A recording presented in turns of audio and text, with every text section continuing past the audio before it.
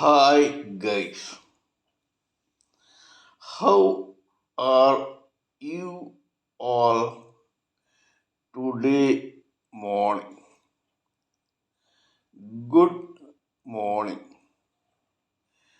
Today is 22nd January 2024. My name is TSV Raghavan and I live in Chennai, Tamil Nadu, India. This is my spiritual vlog on YouTube. Hardan, Hardan, Hardan, Haribol, TRSV, Nectar, NECTAR, Nectar. In this particular vlog, in all my previous videos, we have been discussing at length the knowledge and information that we have gleaned through the study of spiritual books, scriptures, contemplation on the material universe, and meditation on the spiritual universe. This particular video in this vlog is no exception to that rule. In fact, it is a mere continuation of all that we have been trying to do in all my previous videos. Kindly subscribe to this vlog and press the bell icon so that I may keep reminding you of all my previous, present, and future videos. So let us continue with the topic of discussion for today's video. In the past few videos, we have been trying to analyze how and why the individual mind of every individual living human entity, whether male or female, works in a particular way in a lifetime in this material world. We are trying to delve deep into the vibrations and the transmissions from this very mind to that mass of tissue called brain, which is safely embedded into the cranium of the gross body of every human living entity, whether male or female, in a particular lifetime in this material world. In that process, we discussed about several case histories which went on to authenticate and vouch on the theory that we have tried to form about the workings and thoughts, opinions, ideas, and views of one particular mind.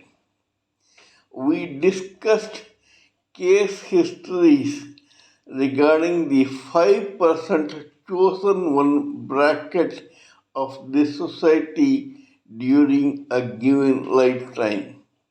We also discussed about several case histories pertaining to the 20% society inhabitants during a lifetime who are attracted towards or gravitate towards the dark negative forces of this material world, which have been in existence for times immemorial. Advertently or inadvertently, by default or by design, knowingly or unknowingly, deliberately or otherwise.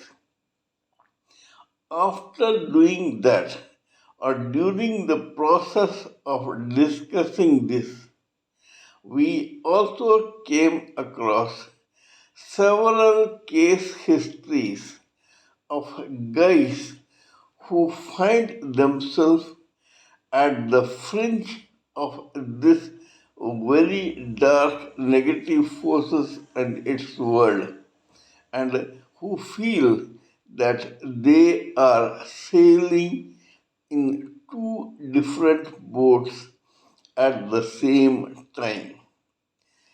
Formally, they still belong to the 75% multitude of this society, but due to a chip on their shoulders, they feel that they are sincerely special and more capable and try to get attracted to the 20% category, fail miserably due to want of the required qualifications, and end up at the twilight zone or fringe between this very dark negative forces and the society.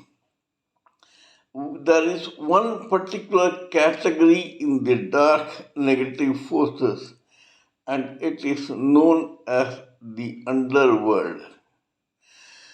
This underworld is usually inhabited by those who qualify to be a part of this very underworld and who know that they no longer belong to the 75% category. They are at best cynical, sarcastic, and amused when they find these human living entities who form the fringe of this underworld. In that process, these people are forsaken by the negative forces and forgotten by the mundane vegetative 75% kind, or vice versa. They are forsaken by the 75% multitude of vegetative human living entities and forgotten by these from the dark negative forces. However, this does not stop those who are inhabitants of the dark negative forces or the lawmakers in a particular city where this underworld operates to use and exploit these fringe guys for their own unscrupulous, nefarious benefits. We also know that people belonging to this category usually try to impress those in the dark negative forces brackets or they knowingly or unknowingly, helplessly or otherwise, end up as star police informers so that they can squeal against the same inhabitants of the underworld to these policemen for them to make the required assets.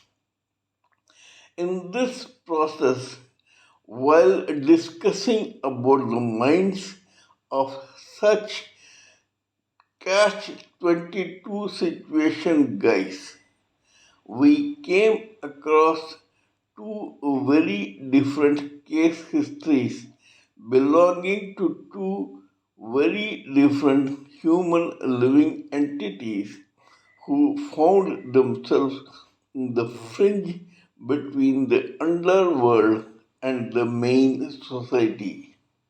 One of them was called Roland Legrand, and the other was known as Papillon. We have already discussed at length about Roland Legrand, but this guy who went as Papillon in the underworld and whose real name was Henry Sherrier wrote different books, two different books about his own autobiography, in which he discussed at length his own experiences in the French penal settlement, underworld, and the society. We have continued to discuss about the second book written by this Henry Sherrier called Banco, in which he says that he was actually a spoilt brat, spoilt silly by his own mother and elder sisters, and which ended up in his becoming a member in the delinquent society of the province called Ardèche in France at the age of 16 when he stabbed another fellow student in his heart with a geometry box compass. We know that after his stint in the juvenile delinquency school, this incorrigible Papillon was recruited by the French army and he was subjected to further torture and disciplining in the French Navy. After a few years there, this very Papillon was dishonorably discharged by the same French Navy. The society was not aware of this. However, before he could be so discharged, this guy managed to run away from the French Navy and came back to Ardèche to settle with his own family. Nobody was aware of his past till then, except for the fact that he was from the juvenile delinquency school. Here he appeared in a recruitment exam for postmasters and he promptly qualified for that job. The day they were having a party celebrating his success in that exam and waiting for his posting, this guy was accosted by the French authorities who came and promptly informed him and his family that he was a persona non grata, as a result of which he was summarily disqualified to hold a postmaster's job. This left Papillon or Henry Sherrier high and dry. Thoroughly frustrated with these happenings, this guy packed his own bags and left for Paris to become a part of the genuine underworld of Paris.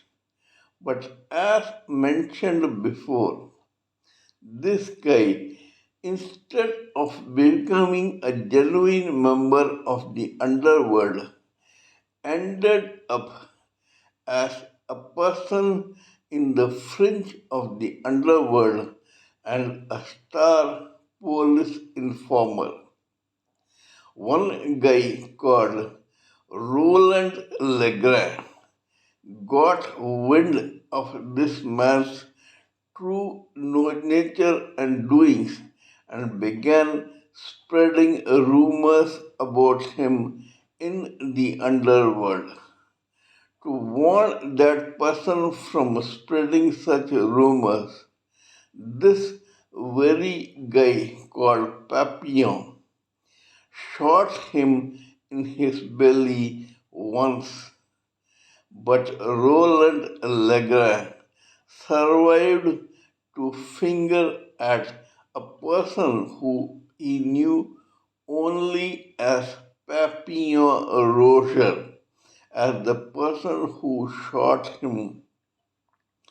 The police was baffled and angry, but indeed it was true that this very Papillon Roger was the genuine star informer.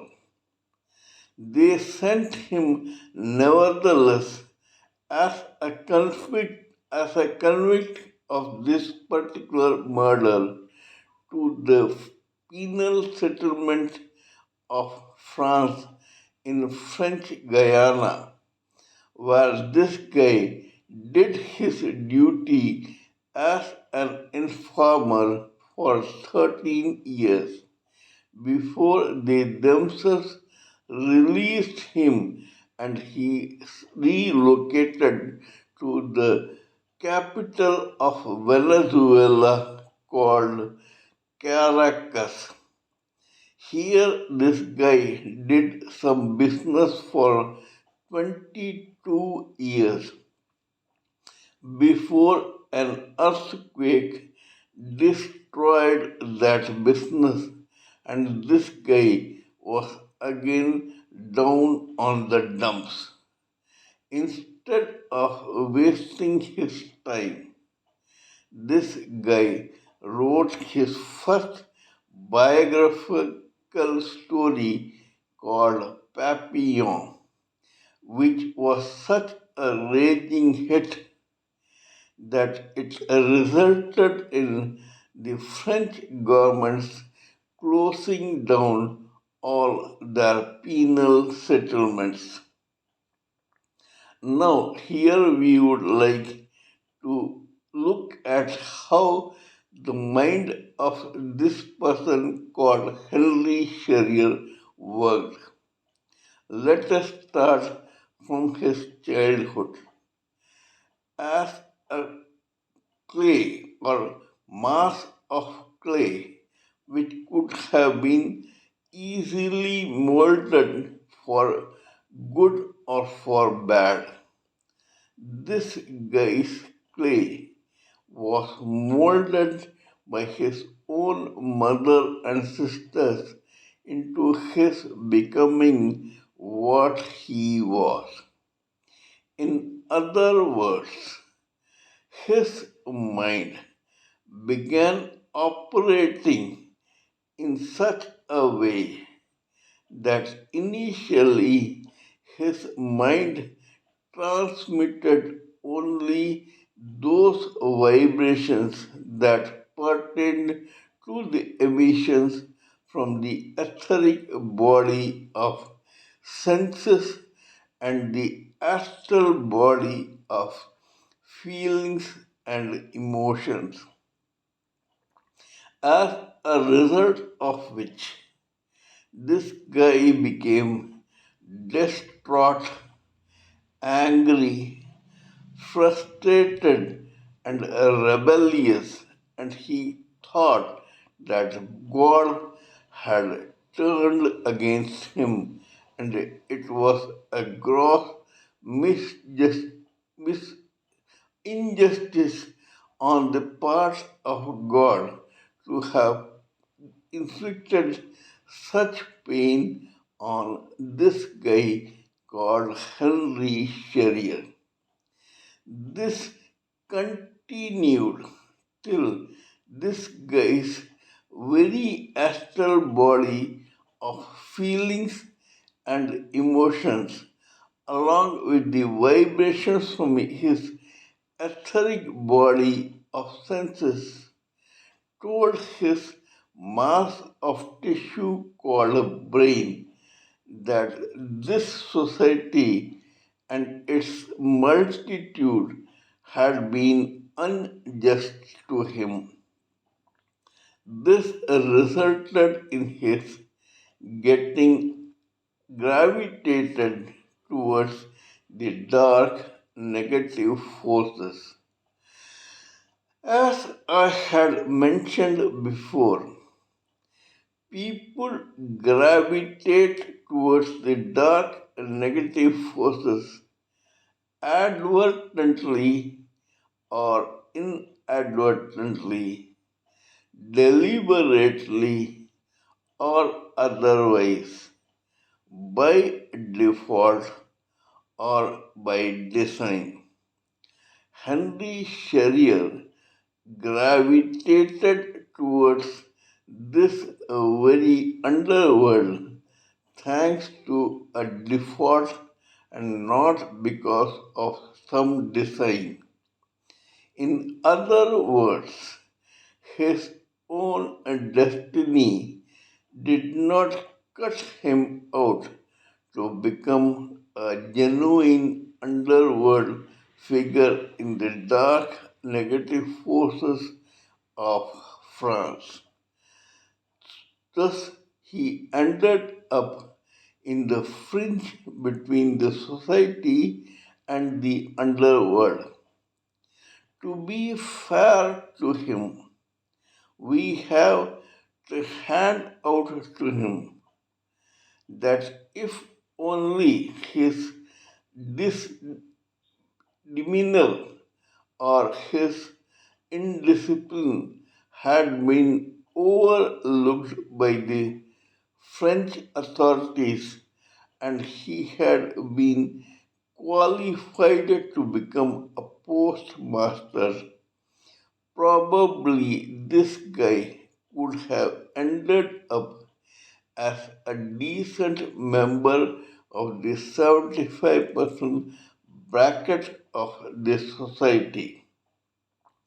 However, with a tinge of regret, we have to admit that this guy was subjected to some injustice which forced him to rebel against this very society and try to gravitate towards the dark negative forces.